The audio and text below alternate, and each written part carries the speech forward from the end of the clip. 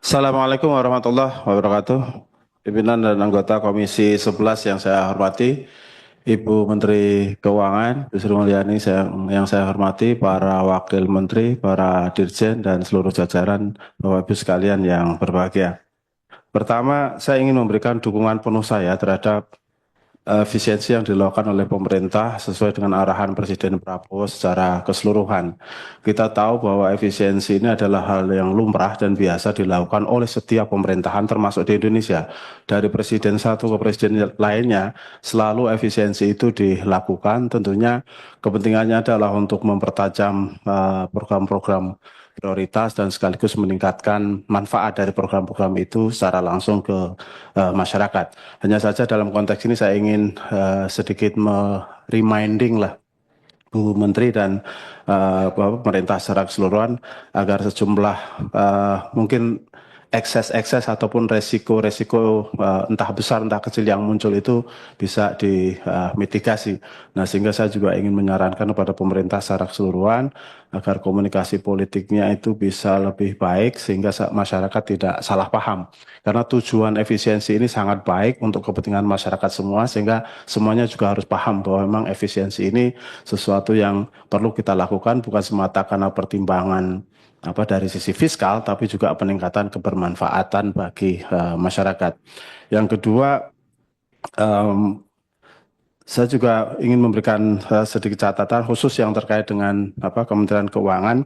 Ini luar biasa karena efisiensinya hampir mencapai 9 triliun. Saya kira ini patut kita apresiasi. Hanya kita ingatkan agar nanti jangan sampai mengganggu efektivitasnya, terutama dalam hal pengawasan, terus kemudian digitalisasi pajak dan juga kepatuhan pajak.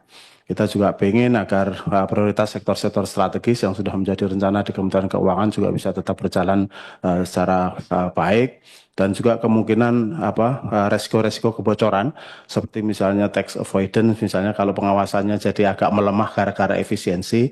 Nah, menurut saya ini harus dilihat betul. Nah, dan terakhir juga terkait dengan masalah SDM dan sistem IT-nya, karena ini menjadi salah satu tumpuan kita dalam rangka mendorong agar penerimaan negara maupun baik pajak maupun PNBP juga bisa tetap sesuai dengan target. Nah, yang terakhir Bu Menteri, ini kalau lihat grafiknya Bu Menteri soal efisiensi ini agak menarik karena kalau saya lihat satu saja misalnya dari total belanja di birokrasi itu 2019 kan sekitar 2,6 triliun tuh. Terus kemudian 2025 2, triliun. Saya melihat ini jadi benchmarknya awalnya mungkin 2019, jadi angkanya segitu kan. Terus kemudian sekarang Ibu bisa efisiensikan sampai 967 triliun. Saya tidak tahu misalnya nanti hasil dari efisiensi tahun ini seperti apa, tapi kalau misalnya di Kementerian Keuangan bisa bagus dan mungkin juga di kementerian-kementerian lain bisa bagus dengan efisiensi yang dilakukan, ini artinya kan efisiensi tahun 2025 bisa menjadi benchmark. Benchmark ya sudah, kalau misalnya belanja birokrasi di Kementerian Keuangan ya kurang lebih more or less 1T kira-kira gitu. Nah, ini kalau kedepannya bisa kita lakukan itu sehingga dari sisi fiskalnya program-program pembangunan itu bisa digenjot secara lebih baik. Saya kira itu beberapa catatan saya, Pak Ketua. Sekali lagi saya ingin memberikan dukungan dan apresiasi terhadap kinerja Kementerian Keuangan, Bu Menteri dan seluruh jajaran dan juga pemerintah pada umumnya. Percayalah bahwa insya Allah dengan niat baik, dengan political will yang baik, efisiensi yang kita lakukan ini akan benar-benar bermanfaat untuk rakyat kita semua. Terima kasih. Wallahul muwaffiq ila aqwamit thoriq. Assalamualaikum warahmatullahi wabarakatuh. Waalaikumsalam warahmatullahi wabarakatuh. Ini ada permintaan khusus dari Pak Khalid, mau bicara singkat padat, jangan mengulang Pak ya. Tidak mengulang Pak Pimpinan. Terima kasih Pimpinan diberikan kesempatan. Ibu Menteri yang kami hormati dan spesial buat Pak Anggito, selamat atas pengukuhan guru besarnya. Saya kira pemaparan dari Bu Menteri sudah sangat baik dan sesuai dengan impres. Cuma ada satu hal yang ingin kami pertajam, yaitu mengenai belanja pegawai. Belanja pegawai ini kami harapkan ini juga termasuk untuk pegawai kontrak atau honorer. Karena banyak juga masukan, aspirasi dari masyarakat bahwa mereka ketika masih terikat dengan kontrak, mereka tetap bisa bekerja dan mendapatkan haknya. Dan Bapak Ibu semua yang saya hormati, saya titip kepada Bu Menkyu bahwa kita tetap memiliki tugas konstitusional. Kami harapkan efisiensi ini juga tetap dengan koridor konstitusional 20% APBN untuk pendidikan. Insya Allah kita semua mendukung efisiensi apa yang dilakukan oleh Presiden Prabowo adalah untuk kesejahteraan dan kemajuan Indonesia. Terima kasih. Assalamualaikum warahmatullahi wabarakatuh. Waalaikumsalam warahmatullahi wabarakatuh. Tadi sudah ada banyak pertanyaan, Bu. Tapi ini pertanyaan yang menurut ukuran saya tidak sebanyak biasanya.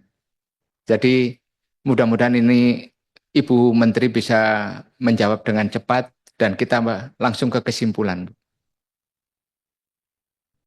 Terima kasih pimpinan dan para anggota yang telah menyampaikan.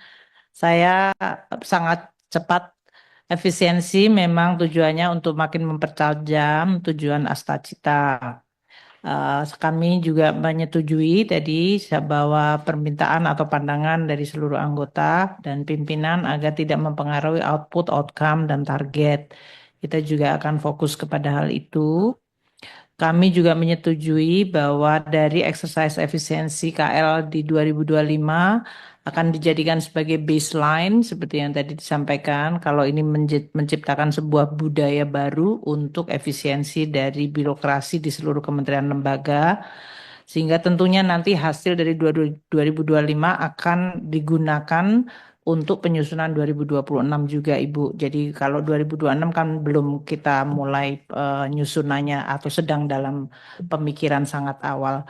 Tapi memang yang sedang dilakukan saat ini diharapkan akan menciptakan sebuah budaya baru, penekanan kepada pelaksanaan tugas secara efisien, secara cepat, secara baik, pelayanan publik tidak dikorbankan. Dan tentu berbagai target-target tidak akan kita lakukan pengurangan. Tadi untuk berbagai belanja sosial itu tidak dikurangkan sama sekali. Jadi nanti kalau kita lihat beberapa termasuk program-program yang melayani masyarakat, bantuan sosial, itu semuanya sudah sangat eksplisit tidak dipengaruhi. Kita nanti pasti akan melakukan inventarisasi dari seluruh kementerian lembaga sehingga kita bisa menyusun sesuai dengan spirit efisiensi tersebut. Saya rasa itu Bapak, jadi kami terus melakukan, terus juga tadi diingatkan Pak Khalid untuk 20% sesuai konstitusi, pasti kita juga akan jaga, jadi sesudah semua dari kementerian lembaga tadi kami kumpulkan, kita nanti akan memilah lagi supaya kemudian penggunaan dari efisiensi ini maupun kemudian compliance atau kepatuhan terhadap konstitusi tetap akan kita jaga. Demikian Bapak dan Ibu sekalian, terima kasih atas dukungannya. Saya rasa spiritnya adalah benar-benar membangun sebuah budaya baru di dalam bekerja. Terima kasih. Assalamualaikum warahmatullahi wabarakatuh. Waalaikumsalam warahmatullahi wabarakatuh. Terima kasih Menteri Keuangan. Kita masuk kepada tahapan berikutnya yaitu kesimpulan. Rancangan kesimpulan dulu. Saya bacakan. Rancangan kesimpulan Rapat Kerja Komisi 11 DPR RI dengan Menteri Keuangan masa sidang 2 tahun 2024-2025 hari Kamis tanggal 13 Februari 2025. Komisi 11 DPR RI bersama Menteri Keuangan menyepakati hal-hal sebagai berikut. 1. Komisi 11 DPR RI telah mendengarkan penjelasan dari Menteri Keuangan tentang rencana efisiensi belanja dalam pelaksanaan APBN tahun 2025. 2. Komisi 11 DPR RI menyetujui efisiensi belanja Menteri Keuangan dalam APBN tahun anggaran 2025 sebesar 8.991.815.007.000 rupiah dengan rincian dalam box yaitu nomor urut, program, pagu, dan efisiensi serta alokasi setelah efisiensi dalam rupiah.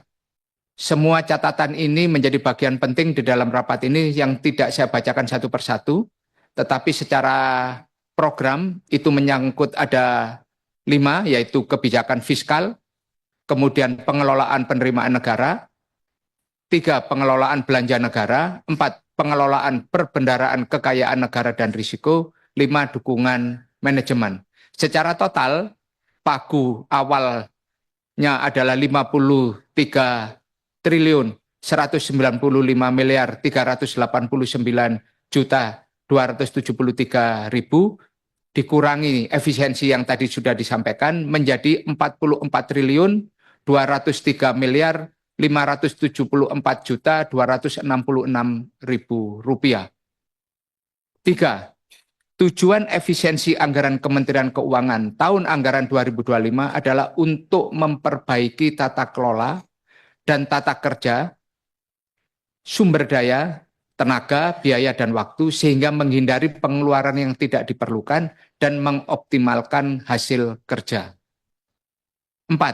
Kementerian Keuangan dalam melakukan efisiensi anggaran telah mempertimbangkan dan memastikan bahwa efisiensi anggaran dilaksanakan dengan strategi dan mitigasi program tertentu sehingga tidak akan mengurangi kualitas pelayanan umum serta tetap dapat menjalankan target dan fungsi mandatori kelembagaan sesuai amanat peraturan perundang-undangan. 5. Menteri Keuangan akan memberikan jawaban tertulis atas pertanyaan dan tanggapan pimpinan dan anggota Komisi 11 DPR RI paling lama 7 hari kerja. Saya tawarkan kepada anggota dengan rancangan kesimpulan ini. Setuju? Setuju semua ya? Saya sampai tawarkan kepada Ibu Menteri. Bagaimana Bu?